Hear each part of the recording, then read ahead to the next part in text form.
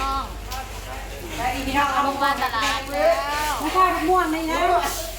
ไปดีพี่น้องมะม่วงมึงยังมะม่วงงามแน่ปะเมื่อนาทีเจ้าทางร้านของเฮาคิ้วมันไก่มันต้มห้อยโขกแก้มเจ้าก็ยังคือจากน้ำมันลงหัวเอ๊ะมันจากแน่เลยนะ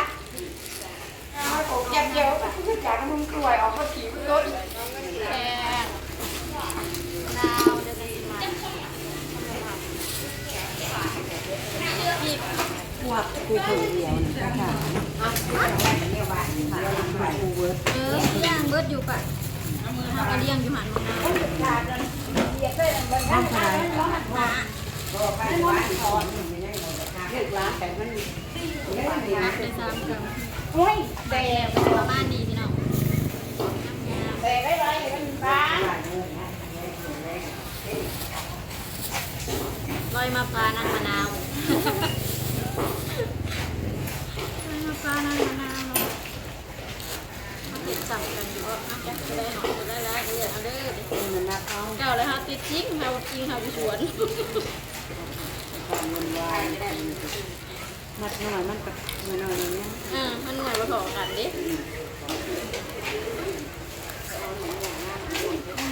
ลงจะได้หอย มาระเบิดเลยฮะ10,000เราเมื่อไหร่ก่อน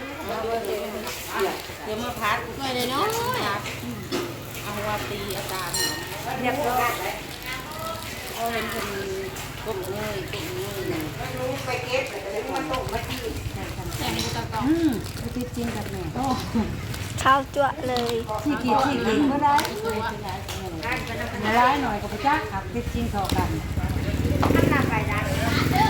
ยุคยังเราญาติมันบอกแม่ติดจริงว่าแม่อยู่กูแนวแล้วเนาะพระเจ้าบอกติดก็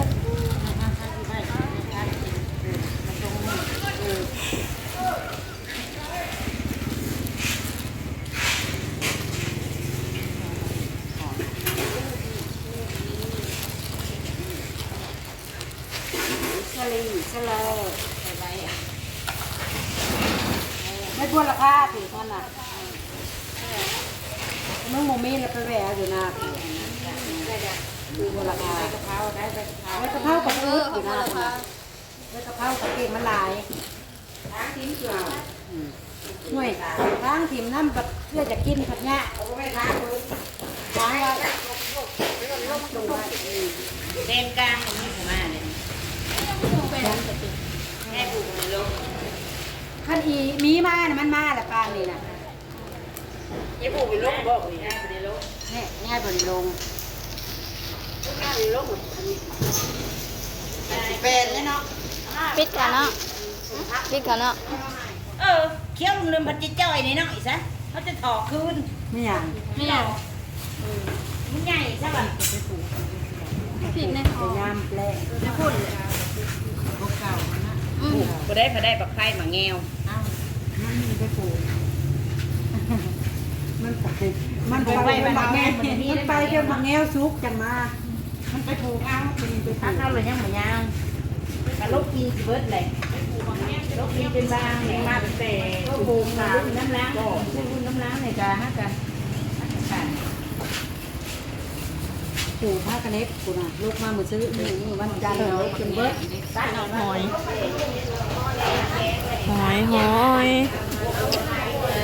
นี่หมักแงวหมักสมพี่น้องก้อยแจ่วกินโอ้ยสมแขวกองขายผักตำนินกับเบิร์ดแล้วพี่น้องหมักพริกก็ได้ขายรายจานแล้วจ้าแล้วสิพาพี่น้องเลาะเบิ่งอาหารการกินหมักม่วงทางนั้นคืองามแต่สมปอกสมปลาหอยเซอร์ดี้แกหัวแล้วเรียบร้อยน้ำใหม่ต้มอันนี้ก็ห่อสมทางนั้นขนมของหวานพี่น้องเบิ่งปลาเอาไปลูก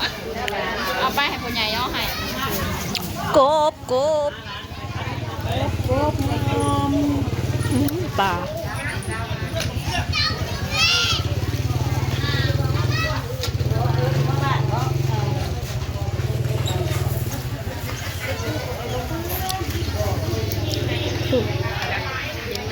มพ้นสิตก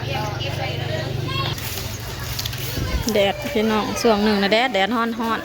วันนี้คือฝนสิมาแล้ว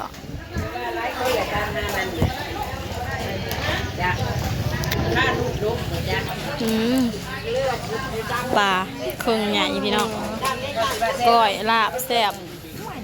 ใช้ลงปลาตุกใหญ่ไอเห็ดขี้อีกแล้ว จ้าขายอะไร ตัวสิไปสิไรตัวก็มาบ้างละแม่ สิเอามาขายบ่เดี๋ยวนี้นะ บ้างเขาก็นั่งอยู่นี่ สิไปใช้บัตร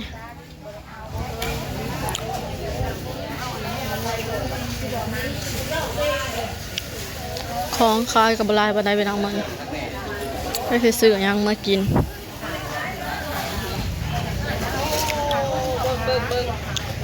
ดาวแล้วถ่ายนี่บอกว่าเนาะนี่มันอะไร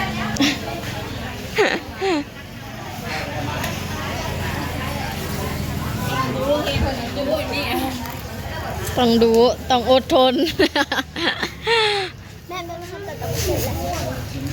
อย่ามาวน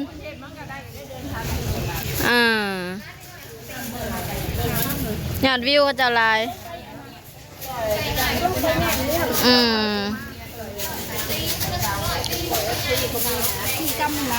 ปาดแกงหน่อไม้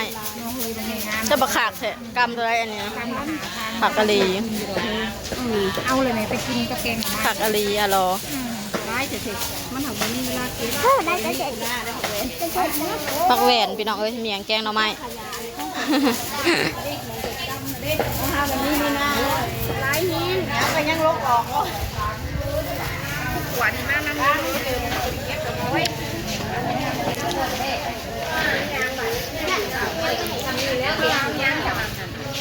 มาพี่น้องหนังขายของกับบัตรเลยเครื่องบลายมือนี่ของขายบลายเช